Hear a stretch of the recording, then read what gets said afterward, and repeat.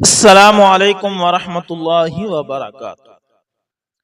بسم اللہ الرحمن الرحیم۔ دوستو، مجھے کبھی نہیں لگا تھا کہ شراب میری وجہ عذاب بن جائے گی۔ آج میں موت کو مانگتا ہوں مگر مجھے موت آتی نہیں۔ میں ناروے کے شہر ساشوبور میں مقیم تھا۔ ایک سافٹ ویئر انجینئر کے طور پر کام کرتا تھا۔ میری تنخواہ میری ضروریات سے کہیں زیادہ تھی، بلکہ میری بیوی بچے شاہانہ زندگی گزار رہے تھے۔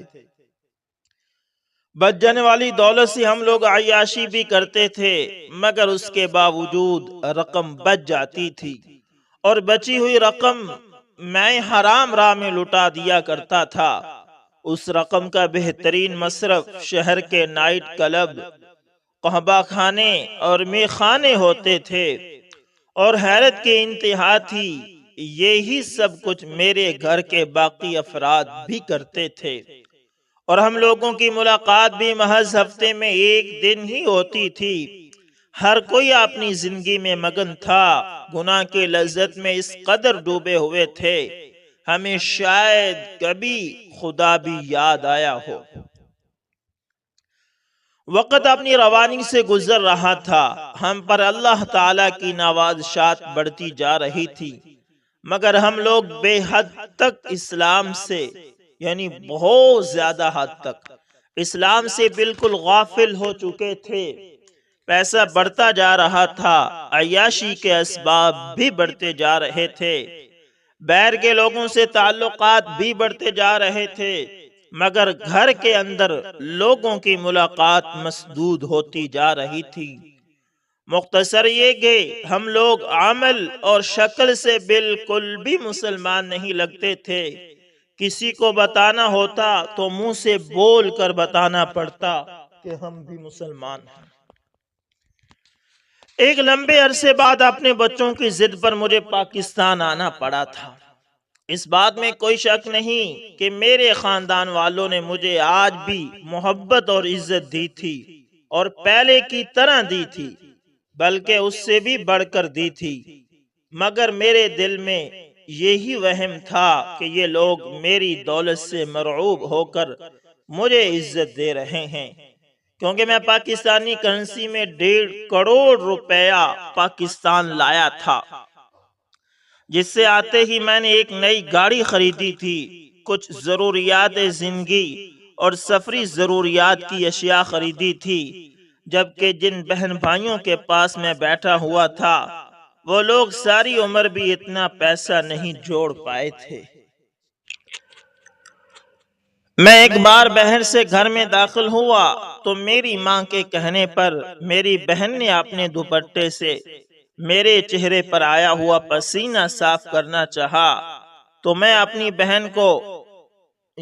نے خود اپنی بہن کو تھپڑ جڑ دیا کہ اس نے گندا دوپٹہ میرے چہرے پر لگانے کی جرت کیسے کی۔ میری والدہ نے معاملہ سنبھال لیا اور خاموشی ہو گئی، مگر اس دن کے بعد مجھے اور میری بیوی بچوں سے ملنے جلنے، کھانا دینے میں انتہائی احتیاط برتی جانے لگی، جسے دیکھ کر میں دلی طور پر بھی مطمئن ہو گیا تھا۔ ایک بار میں اپنی عیاشی کے لیے 1.5 لاکھ روپے کی شراب خرید کر واپس آیا تو دیکھا کہ گھر میں ایک خاتون کھڑی ہے جس نے بوسیدہ سے کپڑے پہن رکھے ہیں، اس کے پاؤں میں جوتا تک نہیں ہے، جبکہ میری والدہ آٹے والے ڈبے پر جھکی ہوئی ہے، اور ایک آٹے والی جو ڈرمی ہوتی نا ڈرم، اس پر جھکی ہوئی ہے، اور ایک برتن میں آٹا ڈال کر اس خاتون کو دے رہی ہے۔ میں نے والدہ سے پوچھا کہ یہ کیا کر رہی ہیں، تو انہوں نے بتایا کہ یہ عورت غریب ہے، چوڑیاں بیچ کر گزارا کرتی ہے، 2 دن سے سامان نہیں بکا تو گھر کا راشن ختم ہو گیا، آج بچوں کی بھوک برداشت سے بہر ہوئی تو آٹا لینے آئی ہے، میں اسے آٹا دے رہی ہوں۔ اپنی والدہ کی بات سن کر میں ہتھے سے اکڑ گیا، آٹے والا برتن لے کر زمین پر پٹخ دیا اور کہا کہ یہ سب ڈھونگ تماشے ہیں، یہاں کوئی بھی اتنا غریب نہیں کہ اس کے گھر میں کھانے تک کو کچھ نہ ہو۔ یہاں لوگ لاکھوں روپے کی شراب خرید سکتے ہیں تو ایک وقت کی روٹی نہیں خرید سکتے۔ میری بات سن کر میری والدہ نے کچھ کہنا چاہا، مگر میرا غصہ دیکھ کر صبر کر گئی اور میں نے عورت کو دھکے دے کر گھر سے نکال دیا۔ جب کچھ وقت کے بعد میرا غصہ ٹھنڈا ہوا تو میری والدہ نے مجھے سمجھا بجھا کر میری بہن کے ہمراہ اس خاتون کے گھر بھیجا، مگر میں دل میں فیصلہ کر چکا تھا کہ جا کر بھی اس عورت کی تذلیل کرنی ہے تاکہ آئندہ کبھی کسی کے سامنے ہاتھ نہ پھیلائے۔ مگر جب ہم اس خاتون کی دہلیز پر پہنچے تو دروازہ بند تھا۔ بہت بار بجانے کے بعد بھی دروازہ نہ کھولا تو ہم لوگ واپس آ گئے اور سوچا کہ اب وہ لوگ سو گئے ہوں گے، صبح یہ سب چیزیں ان کے حوالے کر دیں گے۔ مگر صبح جب ہم اٹھے ہی تھے کہ یہ ہمیں اطلاع ملی کہ وہ خاتون اور اس کے تینوں بچے مر چکے ہیں۔ میں نے ساری رات شراب پی تھی، اس لیے اٹھ کر جنازے میں بھی شامل نہ ہو سکا۔ البتہ میری والدہ، بہن بھائیوں اور باقی گاؤں والوں نے سارے انتظامات سنبھال لیے۔ ان کی تدفین سے پہلے پولیس کی آمد ہوئی، پتہ چلا کہ ان کو زہر دیا گیا ہے۔ مزید تحقیق پر پتہ چلا کہ رات کو جب وہ خاتون میری والدہ سے آٹا مانگنے آئی تھی تو میری والدہ نے آٹے سے پہلے ان کو 100 روپیہ بھی دیا تھا۔ آٹا تو میں نے گرا دیا مگر 100 روپے لے کر وہ چلی گئی۔ اس 100 روپے کی اس نے گاؤں کی بڑی دکان سے گندم کی گولیاں یہ جھوٹ بول کر خریدی کہ انہوں نے 2 من گندم خریدی ہے، اس میں کیڑا لگ رہا ہے اور گندم میں رکھنے کے لیے گولیاں دے دو۔ دکاندار نے گولیاں دے دی۔ اس عورت نے ساتھ آدھا کلو چینی بھی خریدی۔ گھر جا کر چینی گھول کر میٹھا پانی بنایا، اس میں زہر ملا کر خود بھی پی لیا اور بچوں کو بھی پلا دیا۔ دروازہ اندر سے بند کر لیا اور رات تڑپ تڑپ کر مر گئے۔ وہ وقت بھی گزر گیا۔ اس واقعے نے بھی میرے دل پر کوئی اثر نہ چھوڑا۔ کچھ عرصے بعد مجھے سانس کی تکلیف ہوئی، پتہ چلا کہ مجھے پھیپھڑوں کا کینسر ہے۔ یہ سنتے ہی میری بیوی بچوں کو لے کر واپس ناروے چلی گئی اور مجھے یہاں ہی چھوڑ گئی۔ میں آج بھی بستر پر پڑا موت کا انتظار کر رہا ہوں۔ تکلیف کا یہ عالم ہے کہ میں سانس تک نہیں لے سکتا۔ میری والدہ، بہن اور بھائیوں نے اپنا سب کچھ میرے علاج پر لگا دیا ہے مگر مجھے شفا نصیب نہیں ہوئی۔ میری بیوی نے پلٹ کر کبھی میری خبر نہیں لی۔ آج بھی میرے بہن بھائی مجھ سے اتنی ہی محبت کرتے ہیں مگر میری بیوی بچے پہلے سے زیادہ دور ہو گئے ہیں۔ مجھے یہ مرض شراب کی کثرت کی وجہ سے لگا ہے۔ چند دن پہلے ایک درویش صرف ڈاکٹر نے مجھے چیک کیا تو کہا کہ جتنے پیسے کی شراب پی ہے اگر اس سے آدھے بھی مخلوق خدا پر خرچ کرتے تو شاید حالات مختلف ہوتے۔ میرے پاس کوئی جواب نہیں تھا، میں بس رونے لگا اور میری بہن مجھے دلاسے دینے لگی۔ یہ پہلا موقع تھا جب میری بہن نے اپنے دوپٹے سے میرے آنسو صاف کیے تھے تو مجھے غصہ نہیں آیا تھا، برا بھی نہیں لگا تھا۔ اللہ اکبر، اللہ اکبر۔ دوستو، اللہ جب کچھ دے دے نا تو پھر اس پر تکبر نہ کیا کریں۔ یہ تکبر بہت بری چیز ہے اور اس نے لوگوں کو تباہ و برباد کر دیا ہے۔ دوستو، اسی طرح 3-4 سال قبل ایک دوست میرے پاس آیا، کہنے لگا بیٹی نے ماسٹرز کر لیا ہے، اب ایم فل میں داخلہ کروانا ہے، کس یونیورسٹی میں کرواؤں؟ میں نے کہا کہ بھائی آپ کے شہر میں یونیورسٹی نہیں ہے؟ جہاں بھی داخلہ کروایا تو بیٹی کو ہاسٹل میں رہنا پڑے گا اور میں جو حالات روزانہ دیکھتا ہوں اس حساب سے مشورہ دوں گا کہ کسی بھی صورت میں بیٹی کو ہاسٹل میں رہ کر تعلیم نہ دلوائیں۔ اگر بہت زیادہ ضروری بھی ہو تو کسی وومن یونیورسٹی میں داخلہ لیجئے۔ فوراً ہتھے سے اکھڑ گئے۔ غصے سے چلاتے ہوئے کہنے لگے، مجھے اپنی بیٹی پر پورا اعتماد ہے، وہ کبھی بھی ایسا کچھ نہیں کرے گی کہ جو میرے لیے باعث شرم ہو۔ میں نے کہا کہ میرے بھائی، آپ نے مشورہ مانگا اور میں نے پوری ایمانداری کے ساتھ اپنے علم اور مشاہدے کے مطابق اپنی دانش میں جو سب سے مناسب مشورہ لگا وہ دیا، باقی ماننا نہ ماننا آپ کی ثواب دید پر ہے۔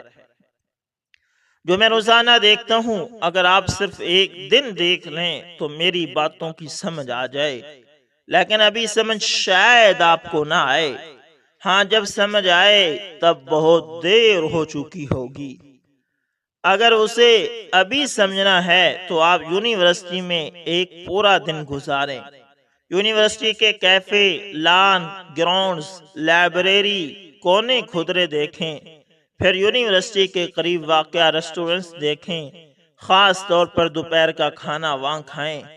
1 سے 3 بجے تک آنے والے جوڑوں کو دیکھیں، اور پھر ایک دن یونیورسٹی کے پاس واقع ہوٹلز میں آنے جانے والوں کو دیکھیں۔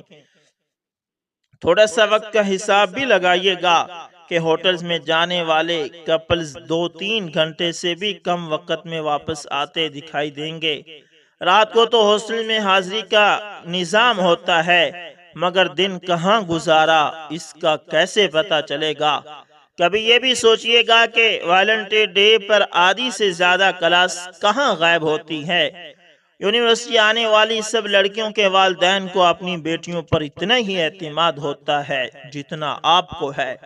کوئی بھی اپنی بہن بیٹی کے لیے یہ پسند نہیں کرتا کہ وہ اس طرح کی حرکتیں کرے گی۔ ان کے وہم و گمان میں بھی نہیں ہوتا کہ وہ یہ سب کر رہی ہیں۔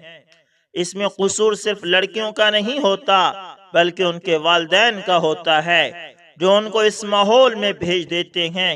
اس ماحول میں جتنی بھی پارسا اور نیک لڑکی رہے گی اس پر یہ اثر ضرور کرتا ہے۔